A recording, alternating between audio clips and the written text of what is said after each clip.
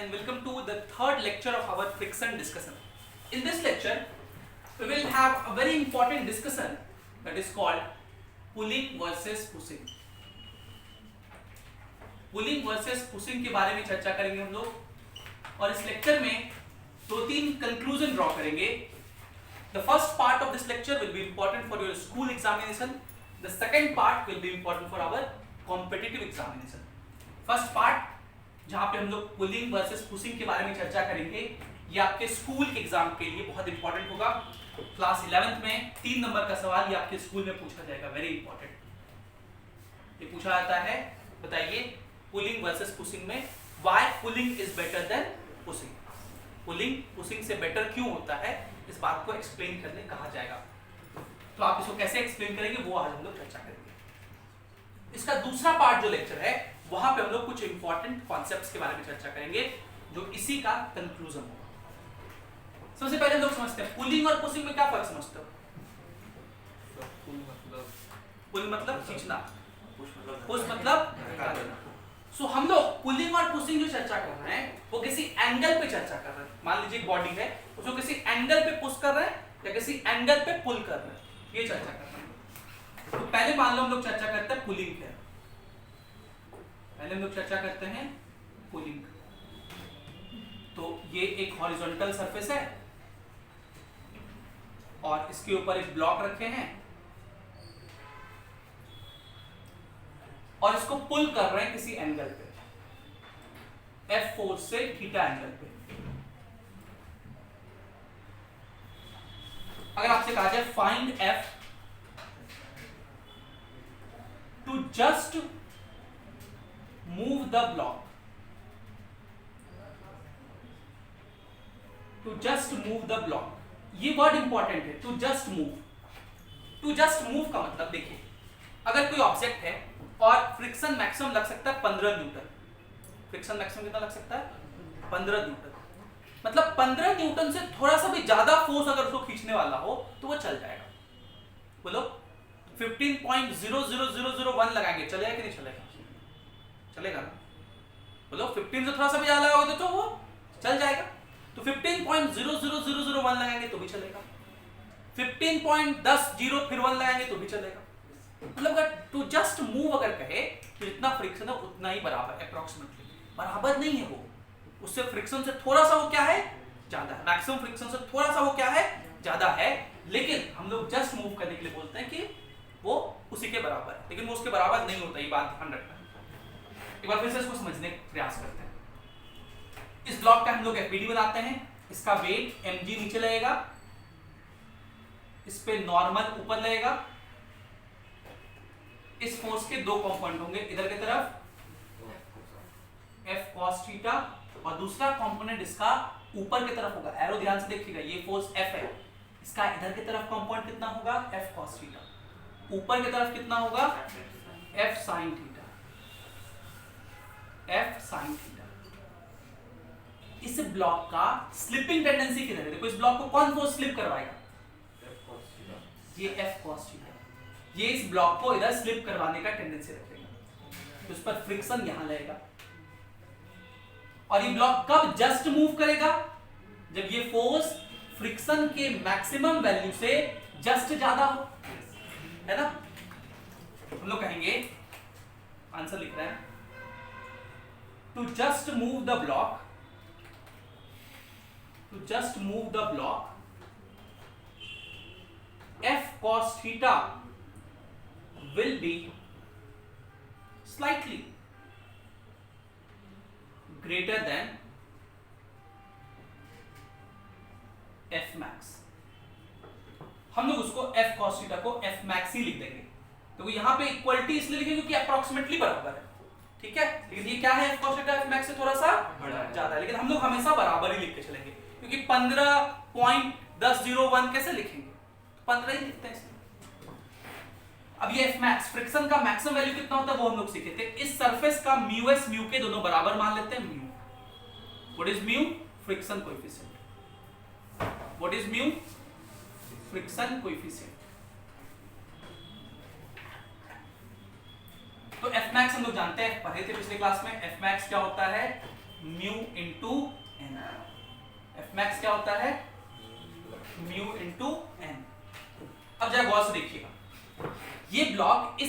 Direction में motion नहीं कर रहा है, मतलब इस डायरेक्शन में फोर्सेस बैलेंस रहेंगे, जितना फोर्स ऊपर उतना ही फोर्स ऊपर की तरफ कितना फोर्स है n plus F sine theta is equals to नीचे की तरफ कितना फोर्स है mg, तो यहां से हम लोग n निकाल लेंगे mg minus F sine theta.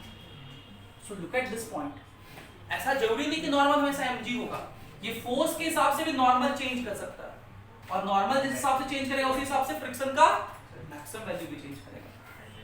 तो एफ मैक्स कितना लिखेंगे म्यू इनटू n, और n का वैल्यू कितना है mg माइनस f, ठीक है। और to just move the block f cos theta should be equal to f max, तो क्या लिखेंगे f cos theta is equals to f max कितना है mu into mg minus f sin theta, ठीक है। तो यहां से हम लोग लिखेंगे, ये देखिए हो गया f cos theta is equals to mu mg minus mu f sin theta, ये minus mu F sine theta को उधर भेज दीजिए और एफ कॉमन ले लीजिए, तो cos theta plus mu sine theta is equals to mu mg, इसको डिवाइड कर देंगे तो f का वैल्यू आ जाएगा, f कितना हो जाएगा mu mg upon cos theta plus mu sine theta, ठीक है। ये फोर्स का वैल्यू होगा mu mg by cos theta plus mu sine theta. This is the force required to pull at angle theta, मतलब ये पुलिंग का force होगा, इस ब्लॉक को चलाने के लिए इतना फोर्स आपको लगाना पड़ेगा, ठीक है। इसको लिखिए और अब क्या कीजिए, पुशिंग का केस निकालिए, आप लोग ट्राई कीजिए खुद से, फोर्स अब ऐसे लगा के ऐसे लगा दीजिए खाली, ठीक है। पुशिंग का केस का मैं डायग्राम यहां बना दे रहा हूं और ये आप लोग खुद से अटेम्प्ट कीजिए। ये ब्लॉक m मास का और फोर्स हम लोग पुशिंग का ऐसे लगाएंगे F theta angle, this is the case of pushing, और फ्रिक्शन कोएफिशिएंट अभी भी म्यू ही है। इस केस में निकालिए F का value, find F to just move the block, निकालिए सब।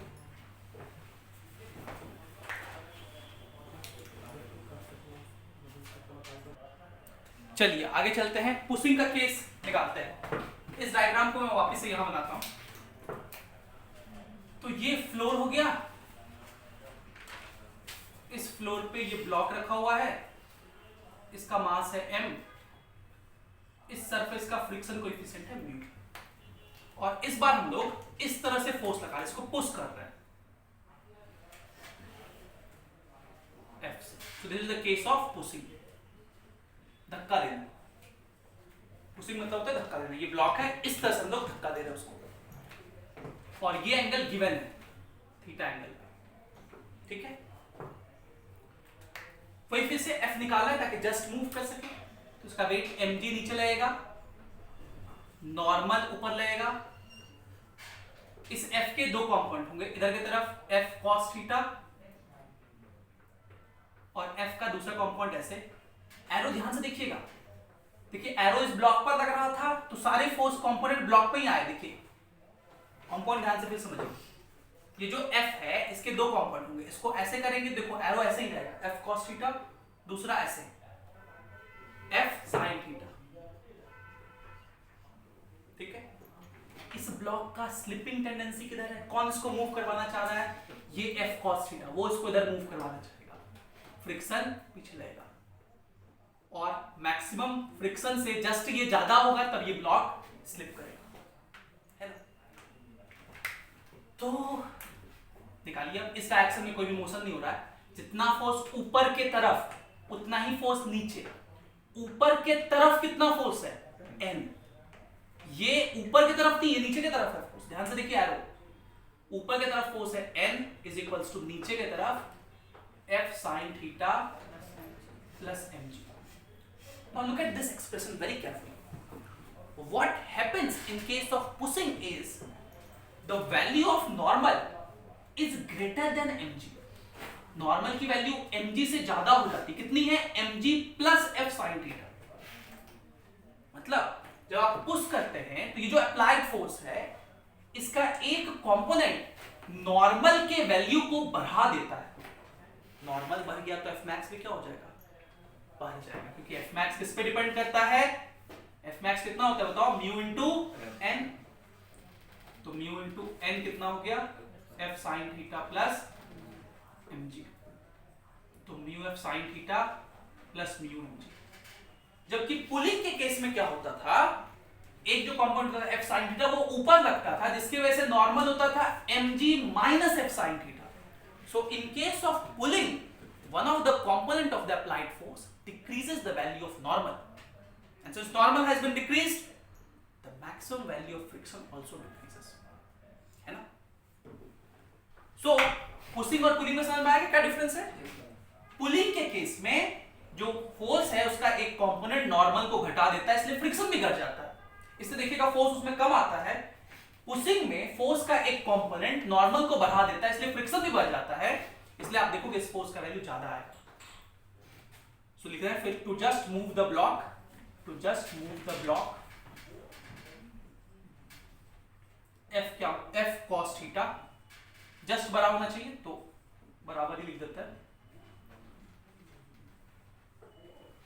इसको इधर भेज दीजिए, F common cos theta minus mu sine theta is equals to mu M जी।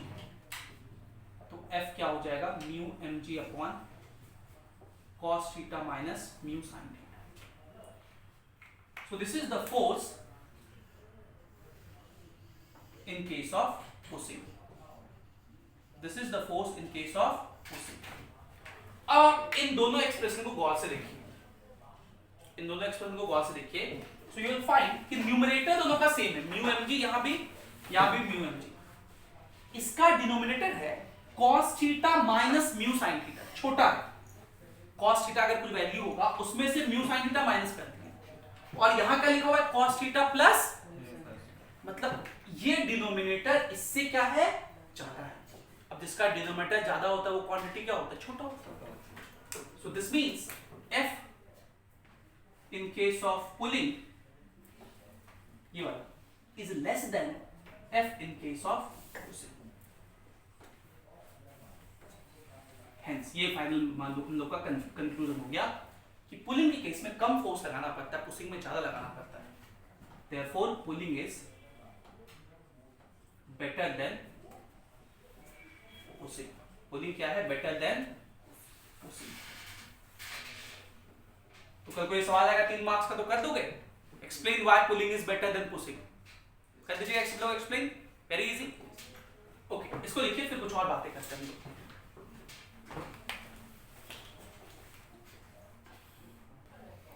जितना बात सीखे ना, इसको एक सवाल के हेल्प से और समझने का प्रयास करें। ये भाई एक सरफेस है और इसके ऊपर एक ब्लॉक रखती है, इस ब्लॉक का मास है 10 kg और ये म्यू है 0.5 और इस पर एक फोर्स लगा रहे हैं F, यहां से 37 डिग्री एंगल पे, ठीक है। आपसे पूछ रहे हैं find F to just move the block, to just move the block। बिल्कुल वैसे ही सॉल्व करेंगे जैसे अभी पुलिंग का केस है डिस्कस किए थे, बिल्कुल वैसे ही सॉल्व करेंगे। ये जो एफ है इसके 2 कंपाउंड लिखिए, इधर की तरफ कंपाउंड कितना हो जाएगा, बोलो एफ का इधर की तरफ कंपाउंड कितना हो जाएगा अंजिला, एफ cos 37, cos 37 कितना होता है 4/5, मानेंगे 4/5, cos 37 कितना होता है 4/5। F का दूसरा कंपोनेंट ऊपर की तरफ देखो से, ये 3/5 है, इसका वेट 100 न्यूटन नीचे लगेगा, नॉर्मल इस पर ऊपर लगेगा। इस ब्लॉक का स्लिपिंग टेंडेंसी ये है, ये फोर्स इसको मूव करना चाह रहा है, तो फ्रिक्शन का मैक्सिमम वैल्यू रहेगा, ठीक है। 10 kg का वेट 100 न्यूटन, इस डायरेक्शन में कोई भी मोशन नहीं हो रहा है, जितना फोर्स ऊपर उतना ही फोर्स नीचे। ऊपर की तरफ फोर्स कितना है n plus is equals to नीचे की तरफ कितना है 100, तो n का वैल्यू क्या हो गया 100 माइनस 3/5f। ठीक है, इस ब्लॉक को जस्ट मूव कराने के लिए ये फोर्स इससे जस्ट ज्यादा होना चाहिए, लेकिन हम लोग बराबर लिखते हैं। क्यों लिखते हैं? क्योंकि जस्ट ज्यादा कुछ पता नहीं होता कितना ज्यादा है, थोड़ा सा। So to just move the block, to just move the block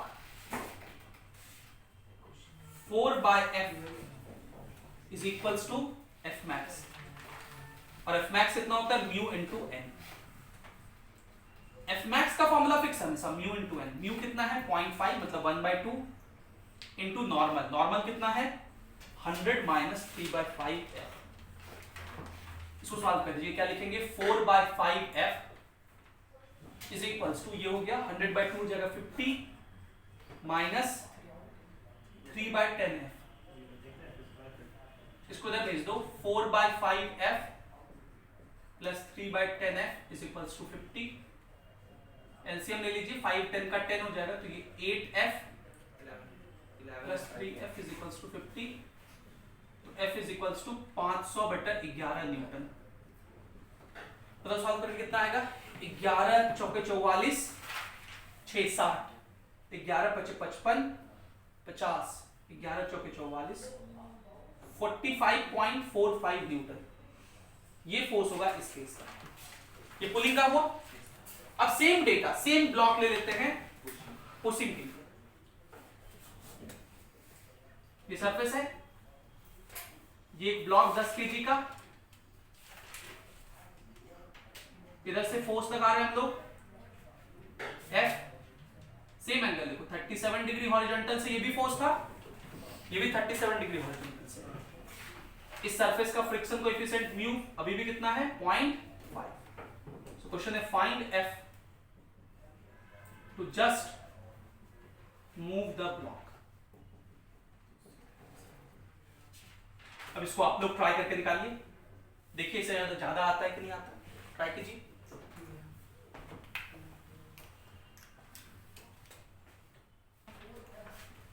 चलिए, तो ये आप लोग निकाल लिए होंगे, ये f का दो कंपाउंड इधर की तरफ f cos 37 होता है 4/5f, नीचे की तरफ एक और कंपाउंड होगा 3/5f। नॉर्मल ऊपर, इसका वेट 100 न्यूटन नीचे, इसको मूव करवाने वाला फोर्स ये है 4/5f, फ्रिक्शन इधर लगेगा f max। ध्यान देना, फ्रिक्शन हमेशा f max नहीं लगता है। ये f max हम बार बार क्यों लिख रहे हैं? क्योंकि ये ब्लॉक जस्ट स्लाइड कर रहा है, जस्ट स्लाइड करता है तो काइनेटिक फ्रिक्शन लगता है म्यू के इनटू एन के बराबर। स्लाइड कर जाता है तो कौन सा फ्रिक्शन लगता है? काइनेटिक फ्रिक्शन म्यू के इनटू एन। यहां पर म्यू एस म्यू के सेम है तो इसलिए म्यू इनटू एन लिख रहा है। लेकिन स्लाइड कर रहा है तब, स्लाइड नहीं करता तब स्टैटिक फ्रिक्शन लगता है और उसका वैल्यू अप्लाइड फोर्स के बराबर। ध्यान देना इस बात को। तो एफ मैक्स कितना है म्यू इनटू एन। फिर से इस डायरेक्शन में ऊपर की तरफ जितना फोर्स नीचे उतना ही फोर्स, ऊपर की तरफ फोर्स कितना है एन, नीचे कितना है 100 प्लस 3/5f, 100 प्लस 3/5f। जितना फोर्स ऊपर उतना ही फोर्स नीचे, ये हो गया। फिर लिखेंगे to just move the block, to just move the block, to just move the block, just इस ब्लॉक को मूव करवाने के लिए 4/5f जो होना चाहिए ये वाला फोर्स, वो जस्ट ज्यादा होना चाहिए म्यू इंटू एन से। लेकिन हम लोग क्या लिखते हैं बराबर, और म्यू कितना है 1/2, तो हो जाएगा 4/5f is equals to 50 plus 3/10f। इसको इधर भेज दीजिए, 4/5f minus 3/10f is equals to 50। LCM ले लेंगे तो 10, 8 minus 3 5f is equals to 50, तो f is equals to 100 newton. So obviously you can see this force is greater than the force in case of pulling. ये force ज्यादा है pulling वाले से। एक बात और, कुछ लोग कहते हैं कि सर डायरेक्ट जो फॉर्मूला पिछले केस में पढ़े आप तो ड्राइव करके बता दी, राइट पुट करके नहीं निकालना है, निकाल सकते हैं। अगर आपको याद है वो फॉर्मूला तो आप यूज करके निकाल दीजिए, ठीक है। एक मैं बहुत इंपॉर्टेंट क्वेश्चन और करवाने जा रहा हूं। This question is very important for your competitive exam preparation. Also friction में थ्योरी इतना ही है। अब हम लोग अगले क्लास से HCV के और पैकेज के सवाल करेंगे फ्रिक्शंस के ऊपर, ठीक है। वेरी इंपॉर्टेंट, समझिए इस बात को, इस क्वेश्चन को। ये क्वेश्चन का लैंग्वेज ध्यान समझिएगा। एक ब्लॉक है, इसका मास m है, ये एक सरफेस पर रखा हुआ है, इसका फ्रिक्शन कोएफिशिएंट म्यू है, इस पर एक फोर्स लगाना है F। आपसे पूछा गया है कि ये फोर्स कितने एंगल पे लगाएं, एंगल दिया हुआ नहीं है, एंगल पूछ रहा है। बताइए ये फोर्स कितने एंगल पे लगाएं, थीटा की वैल्यू क्या हो, so that this force is minimum force to pull this object. Find theta and F minimum force to just pull the object, to just pull the block. इस block को just pull करने के लिए कितने angle पे force लगाएं ताकि एकदम मिनिमम फोर्स में ये ब्लॉक चल जाए। पहले तो हम लोग थीटा दे देते थे कितने एंगल पे फोर्स लगा दिए, कितना फोर्स लगाना पड़ेगा। अब कह रहे कि वह एंगल ढूंढिए जब जो फोर्स लगाना पड़े वो सबसे मिनिमम हो, और वो मिनिमम फोर्स कितना होगा ये भी बताना है। वेरी इंपॉर्टेंट क्वेश्चन, अच्छे से समझिए। मान लेते हैं वो एंगल थीटा होगा, और ये थीटा कितना होगा ये तो अभी इतना बार निकाल लिए। एफ का दो कंपोनेंट, एफ कॉस थीटा इधर, एफ साइन थीटा इधर, ये पूरा करके निकालिए। पुलिंग का ही केस है, तो एफ कितना आ जाएगा, mu mg upon cos theta plus mu sin theta. अभी जस्ट डिराइव किए थे इसको, है ना, पुलिंग का केस का। लेकिन ये थीटा अभी दिया हुआ नहीं, ये थीटा तो मुझे निकालना है, और कंडीशन क्या है कि ये f क्या हो, minimum. So for this f to be minimum, देखिए ये टर्म तो फ्रैक्शन है, ये टर्म तो कांस्टेंट है, mu is a given constant, ठीक है। इस फ्रिक्शन कोएफिशिएंट को म्यू कहते हैं, mg कांस्टेंट है, ये सब कांस्टेंट है, इसमें कोई चेंज नहीं हो सकता। What matters is this number. ये नंबर जब मैक्सिमम होगा, ये नंबर जब मैक्सिमम होगा, सबसे ज्यादा होगा, तो ये फ्रिक्शन मिनिमम होगा। अब ये मैक्सिमम कितना और कब होगा, तो आगे से याद रखना है कि अगर आपको a cos theta plus b sin theta है एक्सप्रेशन, तो इसका मैक्सिमम वैल्यू, ये मैथ्स में पढ़ाया जाता है, अभी आप याद रखिएगा सब लोग, फिजिक्स में तो याद रखना है इसको। जो लोग इंजीनियरिंग के हैं वो तो मैथ्स से पढ़ेंगे, जो लोग नीट वाले हैं वो तो याद रखिए। इसका maximum value under root a square plus b square होता है, और ये कब होता है, at tan theta. tan theta क्या होता है, sin बाय cos, तो sin कोएफिशिएंट कितना है, b बार a, sin बाय cos, इसलिए sin coefficient by cos coefficient. निकाल भी सकते हैं इसको, डिफरेंशिएट वगैरह करके निकाल भी सकते हैं। हमारे लिए ये बात आपको याद रखना है कि जब भी ये टर्म होगा तो इस टर्म का मैक्सिमम वैल्यू ये होता है, और इस कंडीशन में होता है। बताइए cos theta plus mu sin theta, इसी से रिलेट कर लीजिए। cos का कोएफिशिएंट यहां a है, यहां 1 है, sin कोएफिशिएंट यहां b है, यहां म्यू है, तो इसका मैक्सिमम वैल्यू कितना होगा, इसका मैक्सिमम वैल्यू होगा अंडर रूट a स्क्वायर, मतलब 1 प्लस म्यू स्क्वायर, ये इसका मैक्सिमम वैल्यू होगा। बताइए f मिनिमम कितना हो जाएगा, mu mg by under root 1 plus mu square. ये मिनिमम फोर्स लगाना पड़ेगा, ये मिनिमम फोर्स लगाना पड़ेगा, ये हम लोग का आंसर हो गया। और कितने एंगल पे लगाना पड़ेगा वो निकाल सकते हैं हम लोग, कितने एंगल पे लगाना पड़ेगा, तो ये फॉर्मूला है tan theta is equals to sine का कोएफिशिएंट बाय cos का कोएफिशिएंट। साइन कोएफिशिएंट है म्यू, ये 1, theta is equals to tan inverse mu. Beauty of the situation, पिछले 3 क्लास से हम लोग को यही मिल रहा है। एंगल ऑफ फ्रिक्शन का भी फॉर्मूला यही होता है, रिपोज का भी, और कितने मिनिमम एंगल, सॉरी कितने एंगल पे फोर्स लगाएं ताकि मिनिमम फोर्स लगाना पड़े पुल करने के लिए। अगेन tan इनवर्स म्यू, याद रखना भी आसान है। और मिनिमम फोर्स कैसे निकालते हैं समझ में आ गया, पक्का। क्या किए, फिर समझा दे रहे हैं। फोर्स लिखे हम लोग, और कहे कि डिनोमिनेटर जब मैक्सिमम होगा तब ये मिनिमम होगा फोर्स। ये मिनिमम कब होगा, जब ये डिनोमिनेटर मैक्सिमम हो, और इसका मैक्सिमम वैल्यू कितना होता है ये आपको फॉर्मूला याद रखना है। a cos theta plus b sin theta का maximum value under root a square plus b square होता है, तो अंडर रूट cos का कोएफिशिएंट 1 प्लस म्यू स्क्वायर, ये मिनिमम फोर्स का आंसर हो जाएगा। इसको लिखिए, एक क्वेश्चन हम लोग और करेंगे।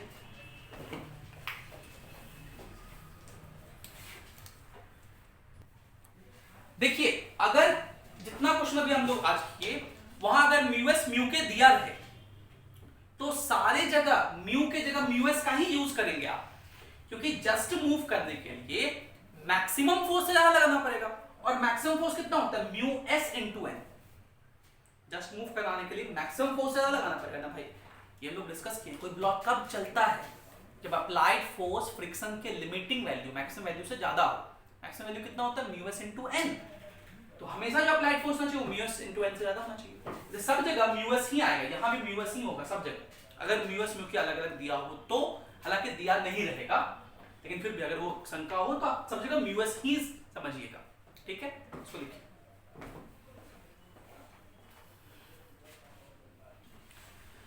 एक सवाल हम लोग और करते हैं इसमें। एक इंक्लाइंड प्लेन है और इस इंक्लाइंड प्लेन का इंक्लिनेशन थीटा है, इसके ऊपर एक ब्लॉक रखा हुआ है, इस ब्लॉक का मास m है और इस सरफेस का फ्रिक्शन कोएफिशिएंट म्यू, ठीक है। और इधर से एक फोर्स लगाया जा रहा है F। अब क्वेश्चन पढ़िएगा, दो क्वेश्चन इसमें। पहला है find minimum F to just prevent the block from sliding down। और दूसरा सवाल है find minimum F to just move the block up the incline,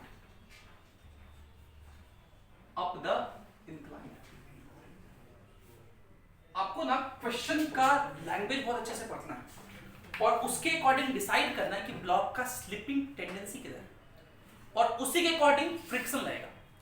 friction जो होता है वो स्लिपिंग टेंडेंसी के अपोजिट लगता है, याद रखिएगा, फ्रिक्शन स्लिपिंग टेंडेंसी के अपोजिट लगता है। बहुत लोग याद कर लेते हैं कि फ्रिक्शन अप्लाइड फोर्स के अपोजिट लगता है, सर फ्रिक्शन इधर है, सॉरी फोर्स इधर है, फ्रिक्शन इधर लगेगा, ऐसा जरूरी नहीं है। फ्रिक्शन जो है वो स्लिपिंग टेंडेंसी के अपोजिट लगता है, यही हम लोग पहले दिन डेफिनेशन लिखे थे, इस बात को वो लोग भूल जाते हैं। अभी तक हम लोग जितना क्वेश्चन किए थे उसमें हम लोग ये देखे थे कि फ्रिक्शन अपना वैल्यू चेंज करता है अलग अलग सिचुएशन में। इस क्वेश्चन से मैं ये सिखाना चाह रहा हूं कि फ्रिक्शन अपना डायरेक्शन भी चेंज करता है अलग अलग सिचुएशन में। पहला सिचुएशन है, उसमें क्या है, find minimum F to just prevent the block from sliding down, मतलब ये ब्लॉक स्लाइड करना चाह रहा है, इसको हम रोक के रखे हुए हैं, तो कितना फोर्स लगाना पड़ेगा। मतलब इस ब्लॉक का स्लिपिंग टेंडेंसी किधर है, sliding down, this is the slipping tendency. ये समझ पा रहे हो? ये ब्लॉक क्या करना चाह रहा है, स्लिपिंग टेंडेंसी, इसका स्लाइडिंग डाउन है स्लिपिंग टेंडेंसी, तो फ्रिक्शन किधर जाएगा, ऊपर की तरफ। तो इस ब्लॉक पे एफपीडी बनाएंगे तो mg के दो कंपोनेंट, इधर की तरफ mg cos थीटा, इधर mg sin थीटा, और फ्रिक्शन इधर लगेगा, ठीक है। क्यों फ्रिक्शन इधर लगेगा ये समझ में आया? कैसे पता चला? इस ब्लॉक का स्लिपिंग टेंडेंसी किधर है, ऊपर। स्लिपिंग टेंडेंसी, फोर्स नहीं, स्लिपिंग टेंडेंसी। देखो यहां से बस लेगा, to just prevent the block from sliding down, इस ब्लॉक का स्लिपिंग टेंडेंसी डाउन है, स्लाइडिंग डाउन ये चाह रहा है, ये ब्लॉक नीचे स्लाइड करना चाह रहा है, अपन रोक के रखे हुए। ब्लॉक का स्लिपिंग टेंडेंसी नीचे है तो फ्रिक्शन किधर लगेगा, अब कितना लगेगा नहीं पता, इसलिए मैंने F लिख दिया, नॉर्मल ऊपर। इस डायरेक्शन में कोई मोशन नहीं होगा, तो n का वैल्यू mg cos थीटा होगा, मैक्सिमम फ्रिक्शन कितना होगा, म्यू इंटू n, मतलब म्यू mg cos थीटा। इस डायरेक्शन में कोई मोशन नहीं हो रहा, ब्लॉक रुका हुआ, प्रिवेंट कर लिए स्लाइडिंग डाउन से, जितना फोर्स इधर उतना ही फोर्स इधर। इधर कितना फोर्स है, capital F plus small f is equals to mg sin theta. तो कैपिटल F कितना होगा, mg sin theta minus f। अब गौर से देखिए, ये वैल्यू फिक्स है, मुझे ये मिनिमम फोर्स चाहिए। ये मिनिमम कब होगा, जब ये फ्रिक्शन मैक्सिमम में निगेटिव हो जाए, माइनस हो जाए। भाई मान लो ये टर्म 100 है, अगर मान लो फ्रिक्शन है मैक्सिमम 50, लेकिन ये तो फ्रिक्शन का मैक्सिमम नहीं, जो 10 है, तो 100 माइनस 10 90 होगा, लेकिन मुझे ये मिनिमम चाहिए, तो ये तो 100 है माइनस, ये जब मैक्सिमम अपना वैल्यू लेगा तो मैक्सिमम टर्म माइनस होगा, मतलब अगर 50 पूरा का पूरा ले ले तो माइनस होके 50 मिनिमम फोर्स आएगा कि नहीं आएगा, समझ पा रहे हो? मतलब ये फोर्स मिनिमम कब कितना होगा, mg sin theta minus F max. और इस बात है जब मैक्सिमम चीज सब्ट्रैक्ट होता है कोई चीज छोटा आता है, मिनिमम आता है। आगे से मैं एक ट्रिक बता रहा हूं, जब भी मैक्सिमम मिनिमम कोई चीज पूछे ना फ्रिक्शन के क्वेश्चन में, तो आप हमेशा समझिएगा कि फ्रिक्शन मैक्सिमम रहेगा। क्या बोले?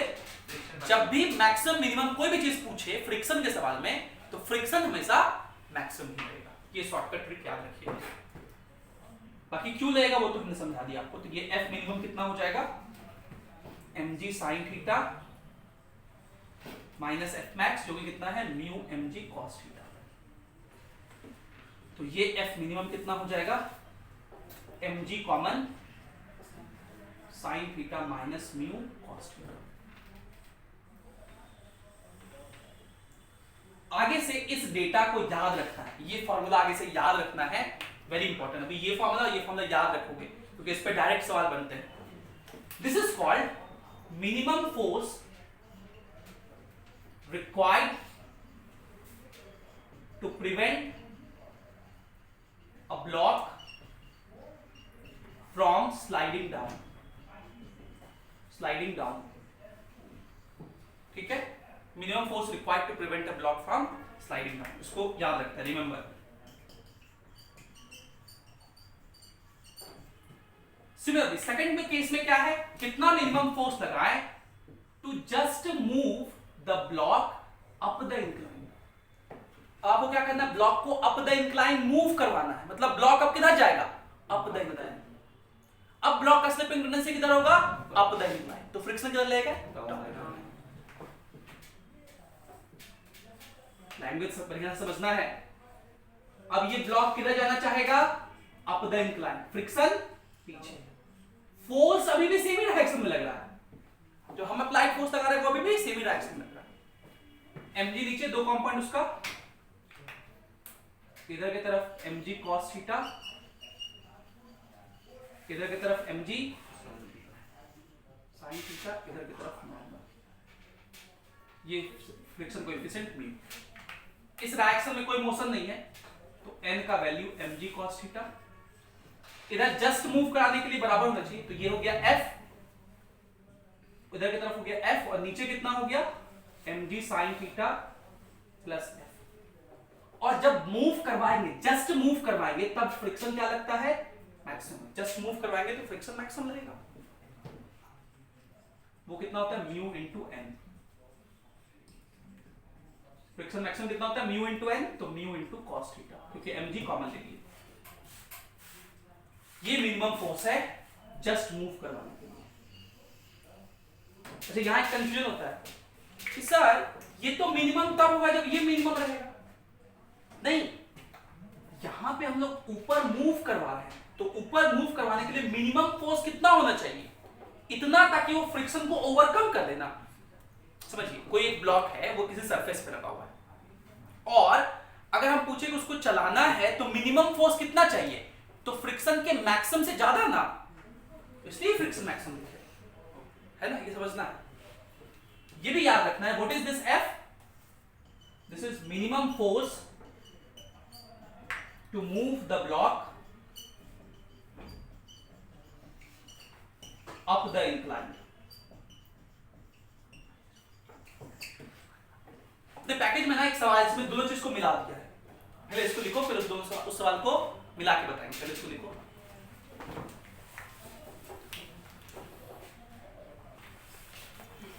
तो जल्दी से एक सवाल लिख लें, ये आपके पैकेज के सीपीपी का सवाल है। सवाल ये है, मैं स्टेटमेंट पूरा लिख रहा हूं, समझिएगा। The force required to just move a body up the incline plane is double the force is double the force required to just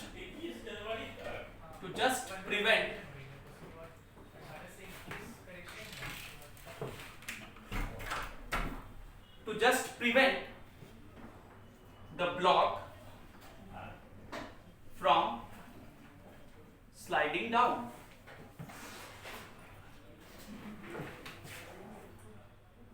mu coefficient of friction दिया हुआ है,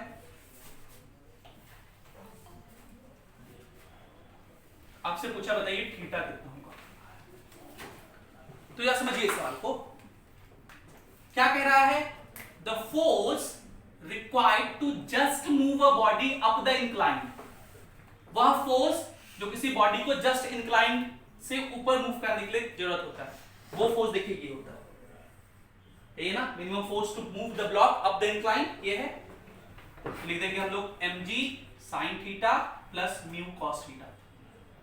इतना बड़ा स्टेटमेंट लिखा इस फोर्स के लिए, हम लोग लिख दिए इज का मतलब इक्वल टू, डबल मतलब 2 टाइम्स, किसके डबल है, the force required to just prevent the block from sliding down, यही फोर्स है, minimum force required to prevent the block from sliding down, mg into sine theta minus mu cos theta. देखिए अगर याद है तो ये line तुरंत लिख लीजिएगा, नहीं याद होता तो फिर आप दोनों के लिए डिराइव करते हैं। आपको थीटा निकालना है, सबसे पहले तो mg कट गया, sine theta plus mu cos theta is equals to हो जाएगा 2 sine theta minus 2 mu cos theta. इसको इधर भेज दिए तो 3 mu cos theta is equals to sine theta, so 3 mu is equals to tan theta, so theta is equals to tan inverse 3। ये हम लोग का आंसर, clear?